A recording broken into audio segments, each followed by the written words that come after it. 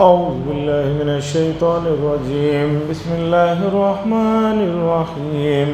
إن الله عنده علم الساعة وينزل الغيث ويعلم ما في الأرحام وما تدري نفس ماذا تكسب غدا وما تدري نفس بأي أرض تموت ان اللہ علیم خبیر. حضرات، یہ سورہ لقمان کی آخری آیت ہے. اس میں کچھ اہم بحثیں ہیں. میں چاہتا ہوں آپ حضرات ذرا توجہ سے سنیں. اس آیت میں جو مضمون ہے وہ مضمون کی آیتیں پہلے بھی گزر چکی ہیں. چونکہ بات کئی سال پہلے کی ہے تو ہو سکتا ہے کہ ذہن سے باتیں نکل گئی ہوں، تو اس لیے اسے توجہ سے سنیں. اللہ تعالیٰ نے اس سے پہلے کی آیت میں بات بتائی کہ تمہیں دنیا کی زندگی دھوکے میں نہ ڈال دے، اور شیطان جو بہت بڑا دھوکے باز ہے وہ تمہیں دھوکے میں نہ ڈال دے. یہ آیت بھی اصلاً اوپر کی آیت سے مربوط ہے. حضرت تھانوی قدس سرہ بیان القرآن، جو قرآن کی ایک تفسیر ہے، اردو میں ہے. یہ بیان القرآن میں حضرت تھانوی رحمۃ اللہ علیہ نے جو سب سے بڑا کام مجھے جو سمجھ میں آتا ہے وہ یہ ہے کہ ہر آیت کو پہلے کی آیت سے کیا تعلق ہے، کیسے مربوط ہے کلام، اس چیز کو انہوں نے بہت مختصر الفاظ میں سمجھایا ہے. بیان القرآن چونکہ اردو میں بہت سارے حضرات یہ سمجھتے ہیں کہ اردو میں کوئی بڑا کام علمی نہیں ہوا ہے. ایسا نہیں ہے، بلکہ بہت کام اردو زبان میں بھی قرآن مجید کی تراجم اور تفسیر پر ہوا ہے. اور بیان القرآن پڑھنے کے لیے، سمجھنے کے لیے بہت علم کی ضرورت ہے. اس لیے کہ حضرت تھانوی قدس سرہ بہت مختصر اشاروں میں بات لکھتے ہیں، اور فن کی ماہیت اور گہرائیت نہ ہو تو آدمی کو سمجھ میں نہیں آئے. مثلاً ایک آدمی انجینئر ہے، دوسرا آدمی انجینئر نہیں ہے، تو انجینئر کی باتیں جو اشاروں کنایوں میں کرے گا نارمل انسان نہیں سمجھ پائے گا. اسی طرح میڈیکل کی لائن کا ایک آدمی ہے، دوسرا آدمی میڈیکل کی لائن کا نہیں. تو اب وہ میڈیکل والا میڈیکل کی باتوں کو وہ جو صرف اشارے ہیں اس میں کہے گا تو نارمل انسان اسے سمجھ نہیں پائے گا، اسے کھول جوڑ کر کے بتانا ہوگا. اسی طرح تفسیر کے موضوع میں جو چیزیں رہتی ہیں، حضرت تھانوی رحمۃ اللہ علیہ نے اسے جو ہے اشاروں میں بتایا کہ بھئی اس سے اس کا یہ تعلق ہے، اس سے یہ مسئلہ سمجھ میں آ رہا ہے، اس لیے کہ یہاں پر یہ لفظ استعمال ہوا ہے. اللہ فرماتے ہیں بے شک اسی کے پاس ہے قیامت کا علم. 5 چیزوں کو اس آیت میں بتایا گیا کہ یہ جو غیب کا ان سے تعلق ہے اس کا علم صرف اللہ ہی کے پاس. اس میں اللہ نے یہ فرمایا کہ قیامت کا علم اللہ ہی کے پاس ہے، اور وہی ہے بارش برساتا ہے، یعنی کب بارش برسانا یہ بھی اس کا علم اللہ ہی کے پاس ہے. اور ماؤں کی پیٹ میں کیا ہے اسے بھی اللہ ہی جانتے ہیں. اور کوئی متنفس کل کیا کرے گا، کل کیا کمائے گا، وہ اللہ ہی کو معلوم ہے.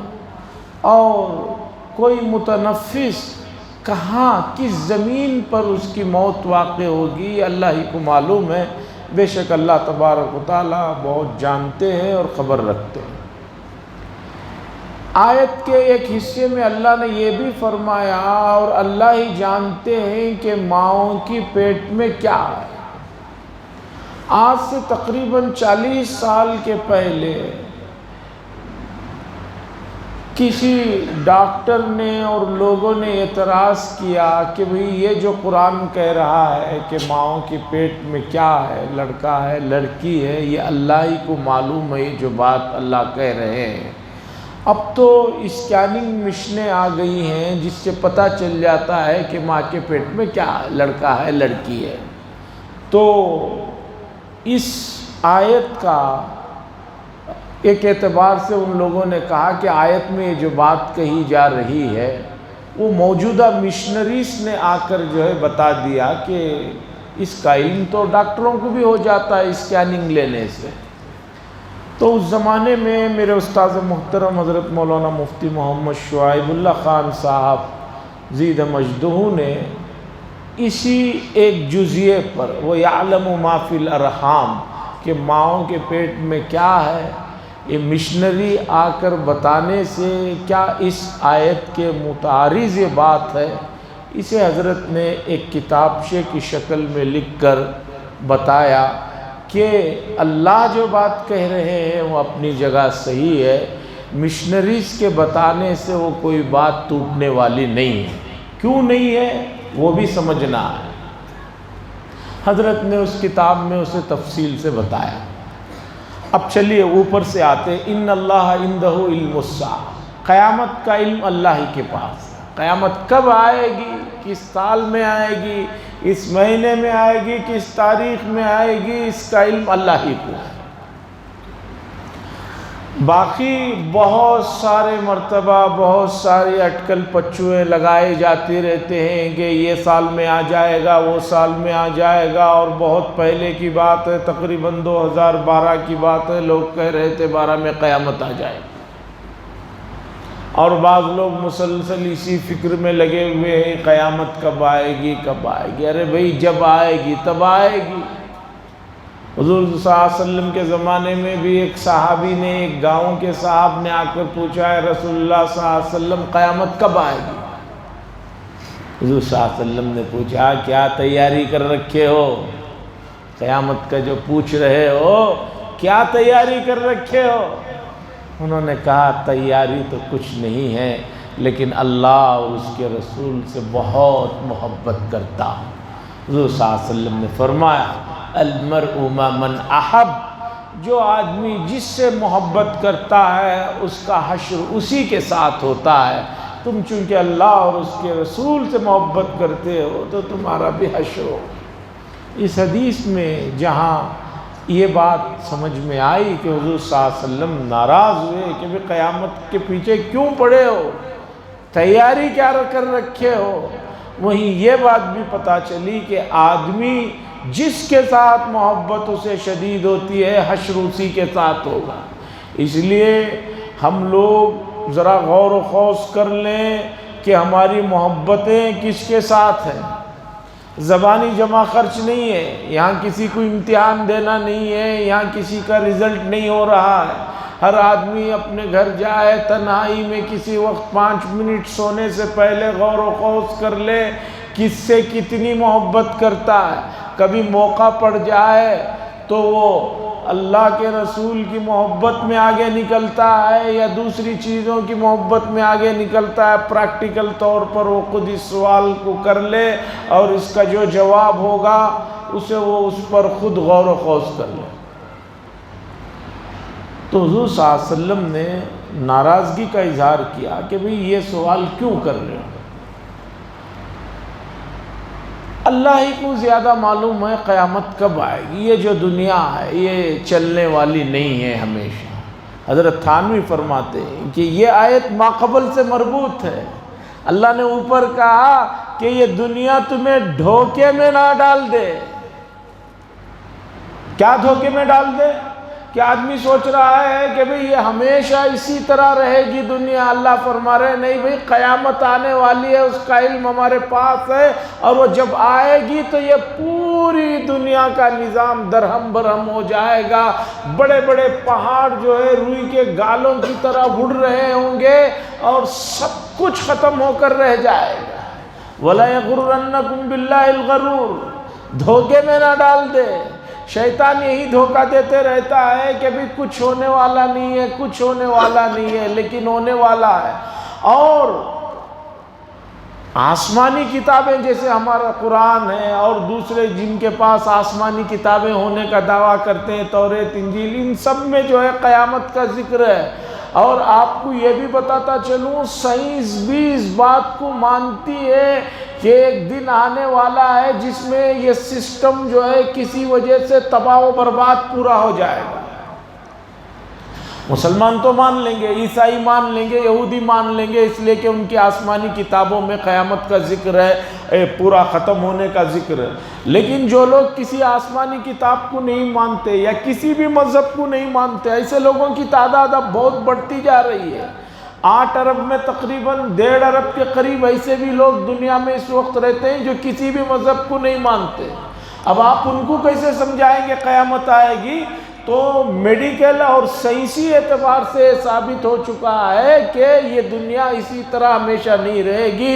وہ کہہ رہے ہیں کہ یہ چاند اور سورج، اس کے اندر جو گیس ہے، اس کے اندر جو گرمی ہے، کوئی وقت آئے گا وہ پھٹے گا اور یہ پورا سسٹم ختم ہو جائے گا۔ علم جدید کا چیلنج یہ کتاب ہے، اس میں یہ پوری چیزیں انہوں نے تفصیل کے ساتھ ثابت کی۔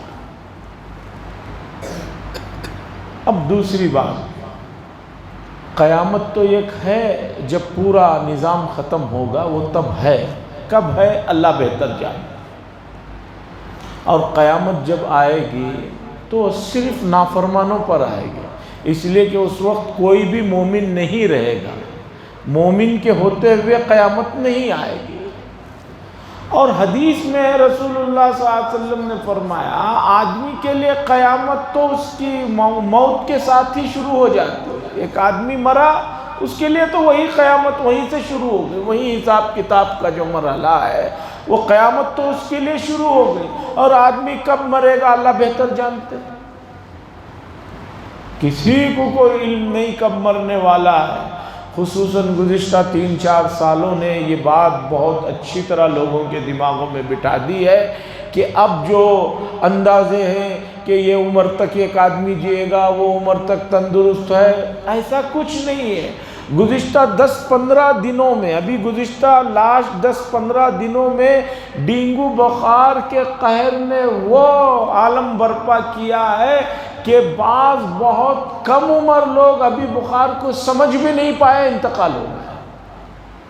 ہمیں خود یہاں کئی مرتبہ ان کے رشتہ داروں نے آ کر بتایا، دعاؤں کی درخواست کی، بخار آئی، وہ بخار سمجھ کر پیراسیٹامول گولیوں میں تھے، پتہ چلا کہ بھئی ڈینگو ہو گیا ہے، اور ایک بہانہ بنا اور لے گئے تو پتہ چلا اتنے زیادہ کمپلیٹس ہو چکے ہیں کہ فوراً خون بھی نہیں چڑھایا جا سکتا، اور انتقال ہو گیا۔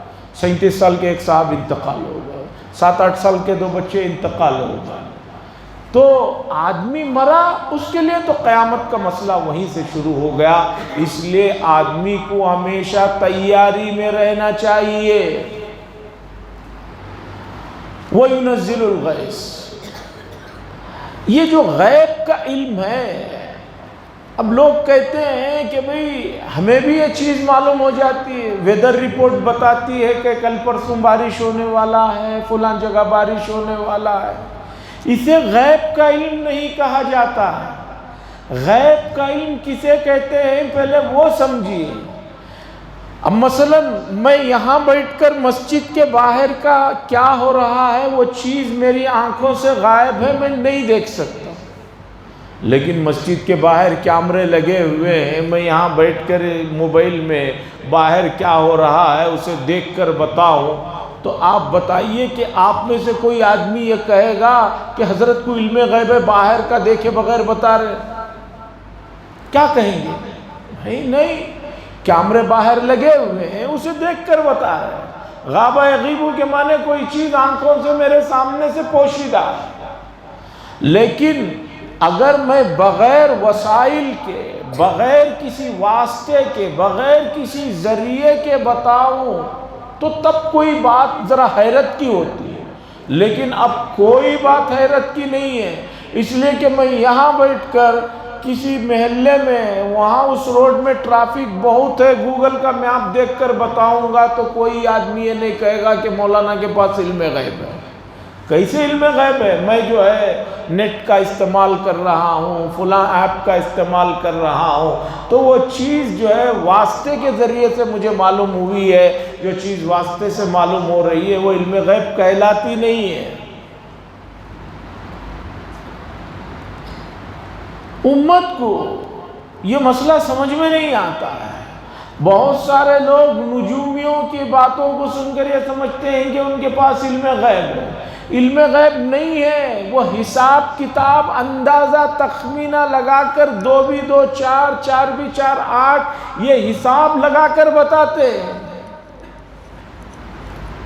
ایک آدمی جا کر کہے کہ میرے کاروبار میں خیر و برکت نہیں ہے، تو فوراً کہتا ہے ہاں آپ کا دکان میں دل نہیں لگتے، آپ کا دکان میں دل نہیں لگ رہا ہے اسی لیے خیر و برکت نہیں ہے، آپ کو جانے دکان کو نہیں ہوتا۔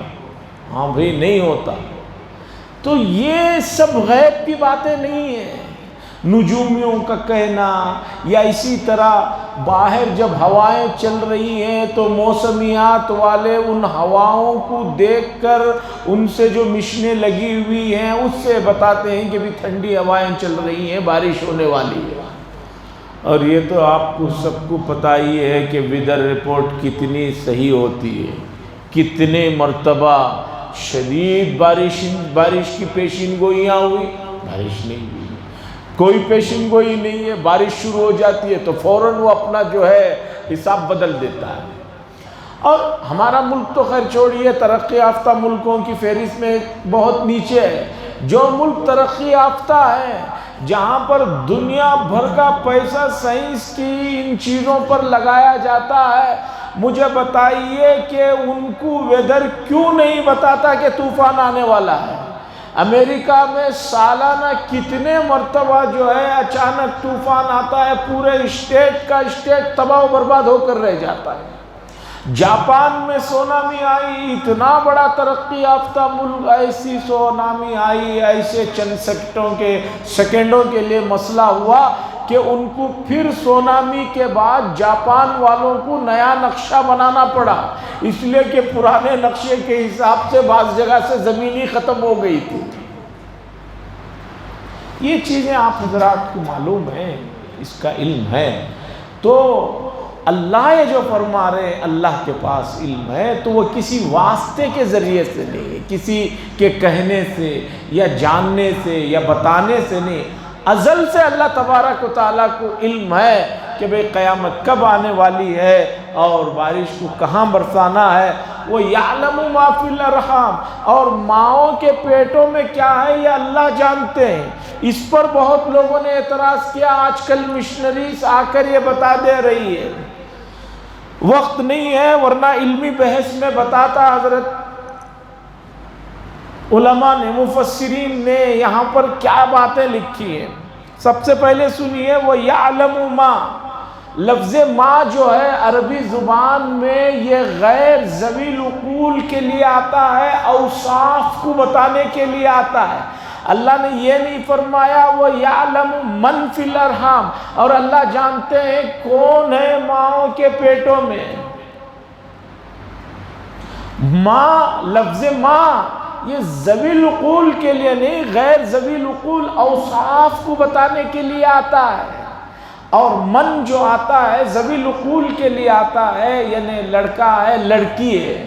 ماں کا مطلب یہ ہے کہ ماں کے پیٹ میں جو چیز، جو بچہ یا بچی ہے، اس کے اوصاف کیا ہوں گے، وہ بچہ آگے چل کر نیک ہوگا یا برا ہوگا، وہ زندہ بچے گا، پیدا ہوگا یا مر جائے گا، پھر پیدا ہوگا تو کب تک جیے گا، کب تک مرے گا، یہ تمام چیزیں جو ہے اللہ ہی کو معلوم ہے، اور اللہ تعالیٰ کو اسکین کی ضرورت نہیں، مشنریز کی ضرورت نہیں۔ بالکل شروع ہی سے اللہ کے ازل میں علم ہے کہ یہ ماں باپ سے یہ بچہ پیدا ہوگا اور اس کے یہ چیزیں ہوں گی اتنے جیل۔ آپ بتائیے کیا ایسا میڈیکل نے ترقی کی ہے کہ جو ہے وہ بتا دے ماں باپ کو کہ بھئی آپ کو بچہ ہونے والا ہے؟ بلکہ کتنے لوگ ہیں جو شادی کے بعد بچے نہ ہونے کی وجہ سے مسلسل پریشان پھرتے رہتے ہیں، فلاں ڈاکٹر کے پاس، فلاں جگہ، پھر وہاں سے وہاں، وہاں سے وہاں، وہاں سے وہاں، وہ ٹیسٹ ہو رہے ہیں، یہ ٹیسٹ ہو رہے ہیں، نہیں بتا سکتے۔ لیکن اللہ جانتے ہیں ازل سے کہ بھئی یہ بچہ ہونا ہے، اور اس کی روح کو پہلے ہی اللہ نے پیدا کر رکھا ہے۔ وہ کن ماں باپ سے پیدا ہو کر آئے گا اس کا علم اللہ کو ہے، ازل سے ہے۔ یہاں اسباب کے ہونے کے بعد، میاں بیوی کے ملنے کے بعد، ایک مدت گزرنے کے بعد میں مشن جو ہے بتاتی ہے کہ یہ ہے۔ یہاں اللہ کا علم ایسا نہیں ہے۔ ان لوگوں کی ملاقات سے اور ظاہری طور پر ان کی دنیا میں آنے سے پہلے سے اللہ کو اس کا علم ہے۔ اور اگر آپ اسے نہیں مانیں گے تو پھر ماں کو آئیے، لفظ ماں غیر ذوی العقول کے لیے، اوصاف کے لیے آتا ہے۔ مشن یہ تو بتائے گی کہ بچہ ہے یا بچی ہے، یہ نہیں بتائے گی وہ باہر نکل کر بہت نیک بنے گا، ڈاکٹر بنے گا، انجینئر بنے گا، یا اعلیٰ درجے کا چور چکاٹا بنے گا، کچھ نہیں جانتے۔ اور یہ کہاوت تو بہت مشہور ہے، ولی کے گھر میں شیطان پیدا ہو جاتے ہیں اور شیاطین کے گھر میں ولی پیدا ہو جاتے ہیں۔ ایک آدمی بہت ولی ہے، بعض مرتبہ بچہ جو ہے نافرمان نکل جاتا ہے۔ ایک آدمی نافرمان ہے لیکن اس کے گھرانے میں بچہ بہت نیک ہو جاتا ہے۔ ایسے تو بے شمار واقعات ہیں، اسے کوئی نہیں جانتا۔ وَمَا تَدْرِي نَفْسٌ مَاذَا تَكْسِبُ غَدًا، اور کوئی نہیں جانتا کہ کوئی متنفس کل کیا کمائے گا، کل کیا کرے گا۔ اور اس کا علم تو ہم لوگوں کو اچھی طرح پتہ ہے۔ رات بھر پلاننگ کرتے ہیں صبح ایسا کرنا، لیکن دوسرے دن وہ پوری پلاننگ جو ہے ختم ہو کر رہ جاتی ہے، پوری پلاننگ جو ہے ختم ہو کر رہ جاتی ہے۔ اچانک کچھ مسئلہ پیش آ جاتا ہے، اچانک کچھ ہو جاتا ہے، یہ ہو جاتا ہے، وہ ہو جاتا ہے، جس کی وجہ سے خود آدمی اپنے بارے میں یقینی طور پر نہیں کہہ سکتا کہ وہ کل کیا کرنے والا ہے، کل کیا اس سے ہونے والا ہے۔ اور اگر وہ کہے گا بھی تب بھی آیت میں جو بات بتائی گئی ہے اس کے منافی نہیں ہے، اس لیے کہ اس نے پلاننگ کی اور پروگرام بنایا، کل صبح میں کوئی آئیں گے، مجھے کار میں لے کر فلاں جگہ جائیں گے، بات آج ہو چکی ہے فون میں۔ یہ تو پہلے سے پلاننگ ہے، اسے غیب کہاں کہا جائے گا؟ بھئی آپ نے پہلے ہی سے ایک آدمی کو فون کر کے کہا ہے کہ میری ٹکٹ بک کرا دو، کل مجھے جو ہے جدہ جانا ہے، بمبئی جانا ہے، کہیں بھی جانا ہے، اور آپ نے ٹکٹ بھی خرید لی ہے اور وہاں ایئرپورٹ تک جانے کے لیے جو ہے کیب بھی بک کر لیا ہے، تو یہ خود آدمی پلاننگ کیا ہے تو اسے غیب نہیں کہا جائے۔ اس کے بعد اللہ فرماتے ہیں وَمَا تَدْرِي نَفْسٌ بِأَيِّ أَرْضٍ تَمُوتُ، اور نہیں جانتا کوئی متنفس وہ کس زمین میں اس کا انتقال ہونا ہے۔ یہ بات بعض مرتبہ کوئی یہ کہے کہ ایک آدمی بیمار ہو کر گھر میں آ کر پڑ گیا ہے، اس کی موت یہیں ہوگی، ہسپتال میں گیا ہے، کورونا ہو گیا ہے، ڈینگو ہو گیا ہے، وہ 2-4 دن کے بعد ہسپتال ہی میں مرے گا، تو اس سے غیب کے علم پر کوئی فرق نہیں پڑے گا۔ بھئی اسباب جمع ہو چکے ہیں، ایک آدمی کی پوری زندگی ختم ہو گئی ہے، اب اس کے حالات کافی نازک ہو چکے ہیں، اب وہ بستر پر پڑا ہے، یہاں مرے گا، یہ تو سبھی بتا دیں گے۔ آپ تب بتائیے کسی آدمی کے بارے میں جس کے مرنے کی اس کی اور دوسروں کو کوئی امیدیں نہیں ہیں۔ ایک جوان آدمی کے بارے میں بتائیے کہ اس کی موت کس زمین میں واقع ہوگی، کوئی نہیں بتا سکتا، اس لیے کہ کب وہ کہاں چلا جائے، کیا ہو جائے، کچھ پتا نہیں۔ میں ہمیشہ سناتا ہوں، ہمارے قریب محلے کا واقعہ ہے، یہاں آتے بھی تھے، ان کے بچے امریکہ میں رہتے تھے، بہت بچے اصرار کرتے تھے امریکہ آؤ، امریکہ آؤ، تو بڑی مدت کے بعد یہ صاحب ہمارے پڑوس کے محلے والے امریکہ گئے، ایئرپورٹ میں اترے، ان کی بیٹی داماد آئے، آ کر جو ہے ان کو لے کر گھر گئے، اور وہ گھر میں گئے، جا کر بیٹھے، ہلکا سا ناشتہ کیا، انتقال ہو گیا۔ کوئی صحت کا مسئلہ نہیں تھا۔ پھر 3 دن کی بھاگا دوڑی کے بعد ان کی میت کو جو ہے یہاں لایا گیا، دفنایا گیا۔ تو دیکھیے ایک وقت کا کھانا اور ان کا مرنا امریکہ میں طے تھا، تو مدتوں کے بعد وہ بلا بلا کر تھک گئے، یہ گئے ہیں اور جا کر صرف اتر کر ایئرپورٹ سے ان کے گھر میں جا کر ہلکا ناشتہ کیے ہیں، وہاں پر انتقال ہو گیا۔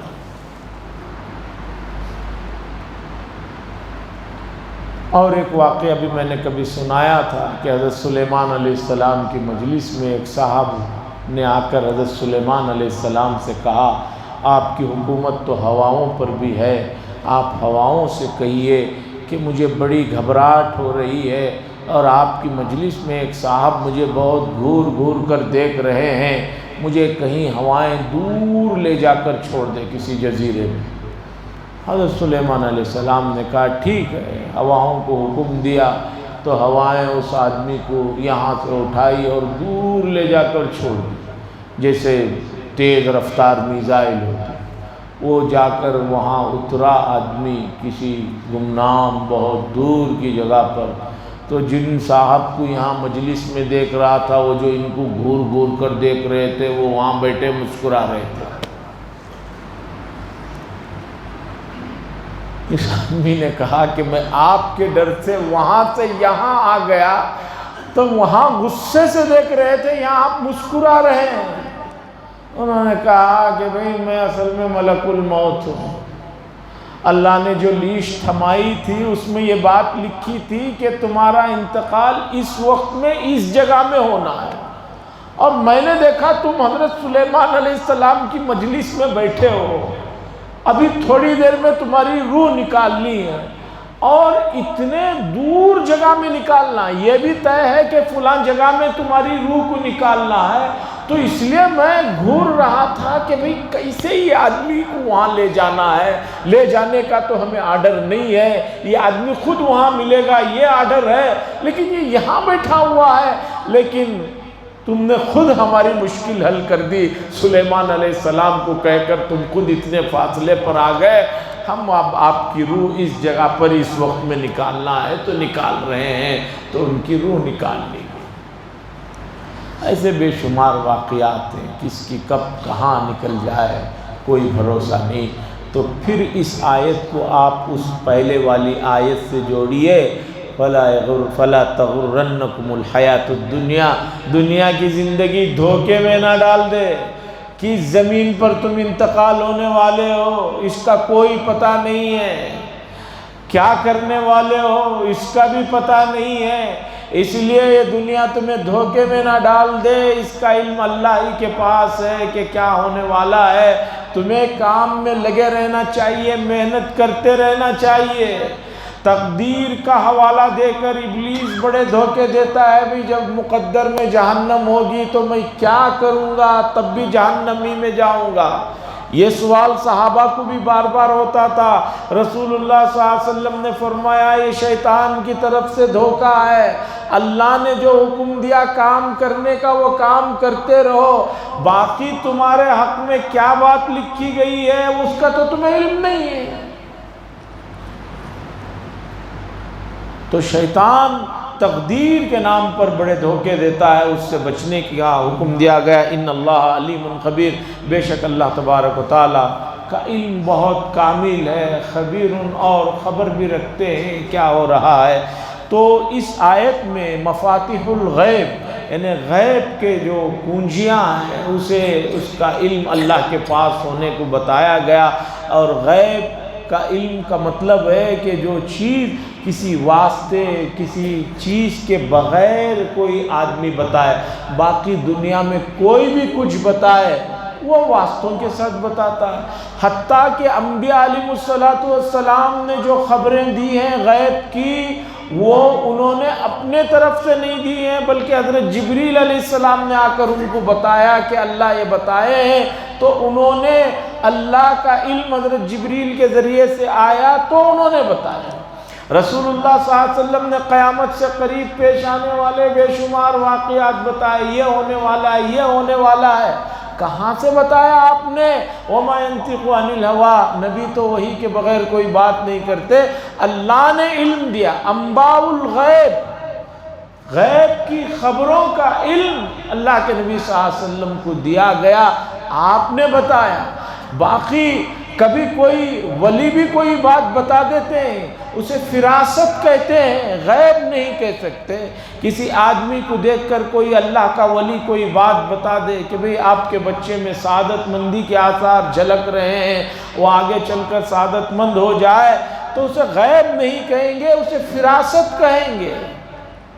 بعض حضرات اس چیز کو نہ سمجھنے کی وجہ سے بڑا دھوکہ کھا جاتے ہیں۔ مثلا آپ کسی جانور کو دیکھیں اور اس کے بعد زمین کی طرف جھکیں، فوراً وہ پرندہ اٹھ کر بھاگ جاتا ہے۔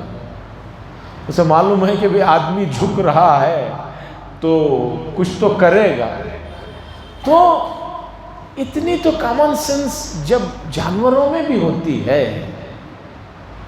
کوے کا مشہور واقعہ ہے، کہتے ہیں کہ کوے نے اپنے بچے کو کہا کہ دیکھو بیٹا، جب بھی کوئی آدمی نیچے جھکے تو فوراً بھاگ جانا، اس لیے کہ وہ پتھر اٹھا رہا ہوگا، تمہیں مارے گا۔ تو بچے نے ماں سے کہا اگر وہ پہلے ہی سے اٹھا کے رکھا ہو تو کیا کریں؟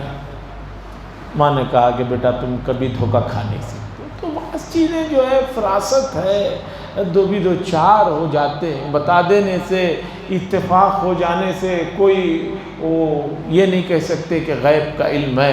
غیب کا علم صرف اللہ کو ہے، ازل سے ہے، اور کسی واسطے کے بغیر ہے۔ اللہ کو کسی نے نہیں بتایا، اللہ کو کسی نے نہیں جنوایا، بلکہ اللہ کو خود اس کا علم ہے۔ اور بھی اس موضوع پر بہت سی چیزیں ہیں وہ علمی ہیں، اور دوسری بحثیں ایسی ہیں کہ اس میں لگیں گے تو بہت سی کام کی باتیں رہ جائیں گی۔ تو حضرت تھانوی نے اس آیت کے جو ربط میں بات کہی، میں دوبارہ وہی بات کہوں گا، آدمی کو دنیا کی زندگی دھوکے میں نہ ڈال دے۔ جب مرنا طے ہے، جب تقدیر میں لکھی ہوئی باتیں طے ہیں تو اب مجھے کچھ کرنے کی ضرورت نہیں، ایسا نہیں ہے۔ اللہ اور اس کے رسول نے حکم دیا نیک کام کرنے کی، اسے راضی کرنے والے اعمال کرنے کی، اس میں لگے رہنا چاہیے۔ یہی بندے مومن کی جو ہے شان ہے، یہی بندے مومن کا فریضہ ہے۔ صلی اللہ تعالی وسلم علی خیر خلقہ محمد وعلی آلہ وصحبہ اجمعین۔ اللہم انجل المستضعفین من المؤمنین فی فلسطین وفی کل مکان۔ اللہم انصر المظلومین من المؤمنین فی فلسطین وفی کل مکان۔ اللہم اشدد وطأتک علی الیہود، اللہم اجعلها علیہم سنین کسنی یوسف۔ صلی اللہ تعالی وسلم علی خیر خلقہ محمد وعلی آلہ وصحبہ اجمعین والحمد للہ رب العالمین۔